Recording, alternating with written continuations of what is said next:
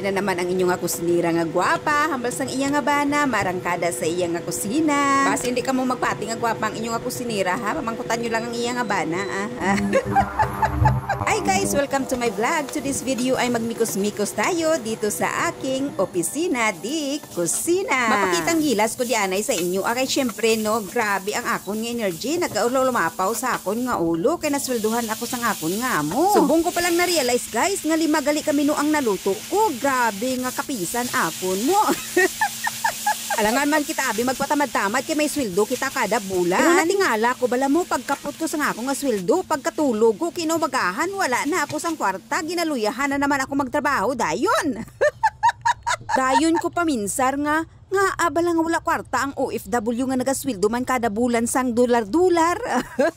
Pero sa tutuod lang nga, kung mga dalok-dalok siguro kami nga mga OFW yang, hindi kami nagpamirsal sa ngamon nga mga pamilya dira sa Pilipinas, siguro manggaranon na kami. Kami ang mga OFW nga ginakapoy na pero hindi susuko. Matatag at lumalaban kahit na ipinagpalit pa sa iba. Joke lang tayo. Nga ako no OFW ka no, kag ikaw ay single, ginasaligan ka sang imo nga pamilya sa Pilipinas. Pag kun OFW ka, pananawan nila sa imo, damo-damo ka kwarta. Kung mangutang sila, balibaran mo, naku guys, hindi gid sila yung magpati ya, nga wala ka sang kwarta. Ano nang pananawan nila sa imo, nagapiko, nagapala sang kwarta didto sa iban nga lugar. Amo na ang kasabihan nga kung hindi mo maranasan, hindi mo mabalaan kung ano ang kamatuoran.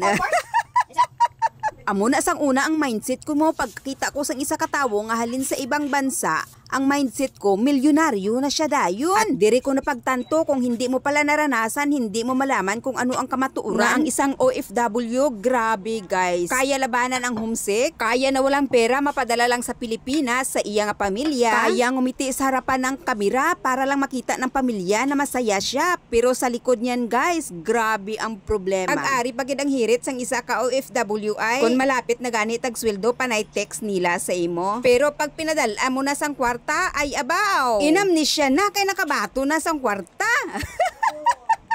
Kami diri nga OFW do sa gaga nga hulat sang ilang nga text ko na receive nila ay ambot sa langaw nga may bangs.